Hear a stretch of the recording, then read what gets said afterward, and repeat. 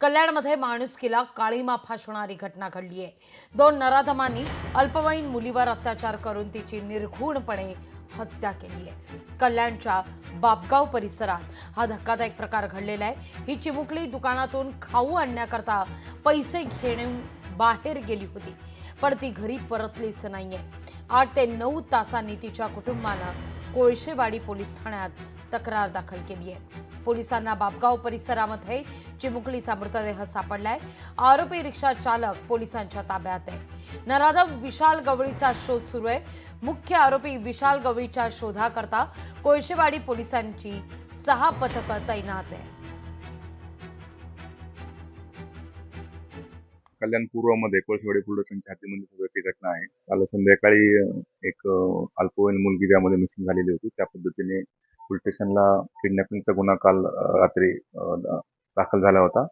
त्या सदर गुन्ह्याचा तपास करत असताना आज सकाळी ठाणे ग्रामीणच्या हद्दीमध्ये पडगाव पोलीस स्टेशनच्या हद्दीमध्ये बागवा या ठिकाणी त्या लहान मुलीचा मृतदेह मिळून आलेला आहे आणि त्या अनुषंगाने कोळशेवाडी पोलीस स्टेशन तो किडनॅपिंगचा गुन्हा दाखल होता। त्याच्यामध्ये 2 आरोपी आहेत। त्याच्यामध्ये एक आरोपी आहे, त्याचं नाव आहे विशाल गवळी, तो याच्यामध्ये निष्पन्न होत आहे आणि त्याचबरोबर अजून एक आरोपी त्यामध्ये निष्पन्न झाला आहे। तो आरोपी आपल्या ताब्यामध्ये आहे आणि त्या विशाल गवळीच्या त्याकरता आमच्या 6 टीम सध्या विशाल गवळीला अटक करण्याकरता त्याच्या पाठीमागे आहेत। या कल्याण पूर्वला काळीमा फासणाराचा प्रकार त्या ठिकाणी घडलाय। एक अल्पवयीन मुलीवर अत्याचार करून तिची निर्गुण अशी हत्या त्या ठिकाणी केली। त्या नराधमाला कठोरातली कठोर शिक्षा व्हावी। जसे बदलापूरला ज्या प्रकारे त्या आरोपीला त्या आरोपीला शिक्षा दिली आणि त्या पीडितेला न्याय दिला, त्याच प्रकारचा न्याय आम्हाला इथं या कल्याण पूर्वेमध्ये पाहिजे।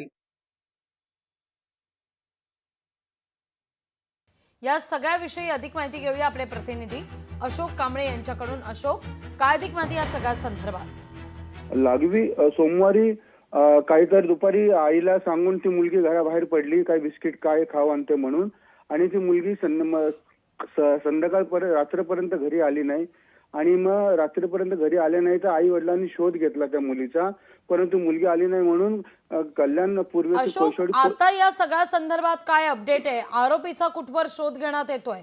पथकं तयार करण्यात आलेली आहेत पोलिसांकडून नराधम विशाल गवळीचा शोध घेण्याकरता, त्याचं काय अपडेट आहे?